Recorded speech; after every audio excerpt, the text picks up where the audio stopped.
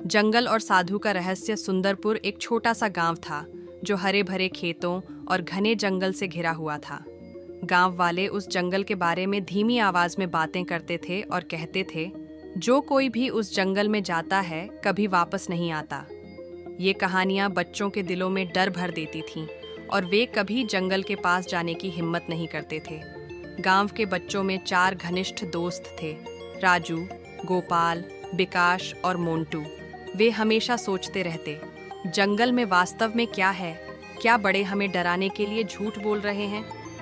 एक शाम खेलते हुए गोपाल ने सुझाव दिया, चलो एक दिन जंगल चलते हैं, ये हमारा राज होगा, केवल हिम्मत से ही डर को हराया जा सकता है। राजू झिझकते हुए बोला, लेकिन अगर हमें कुछ हो गया तो?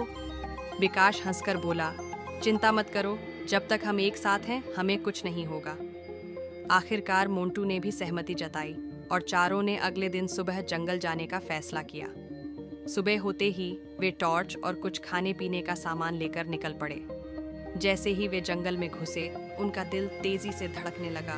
ऊंचे ऊंचे पेड़ सूरज की रोशनी को रोक रहे थे और चारों ओर अजीब आवाजें सुनाई दे रही थीं। चिड़ियों की चीखें, पत्तों की सरसराहट और टहनियों का टूटना। रुको, ये आवाज सुन रहे हो? गोपाल ने घबराकर फुसफुसाया। सब चुप हो गए। दूर से एक हल्की मंत्रोच्चार जैसी आवाज आ रही थी। साहस जुटाकर वे उस आवाज के पीछे पीछे चले, जो उन्हें एक गुफा तक ले गई। गुफा के बाहर अगरबत्ती जल रही थी और अंदर एक साधु ध्यान में लीन बैठे थे। उनके शरीर पर केसरिया वस्त्र थे, लंबी सफेद दाढ़ी थी और उनके चारों ओर शांति का माहौल था। क्या यही वो भूत है जिसके बारे में सब कहते हैं? राजू ने कांपते हुए कहा।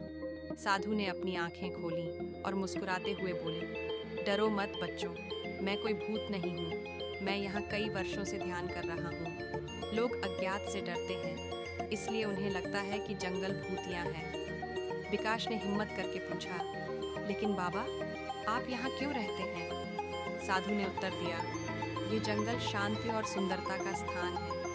प्रकृति के बीच रहकर सच्चा आनंद और शांति मिलती है। मुझे लोगों से डर नहीं है, पर उनकी भ्रांतियाँ उन्हें दूर रखती हैं। तुमने यहाँ आकर साहस दिखाया है।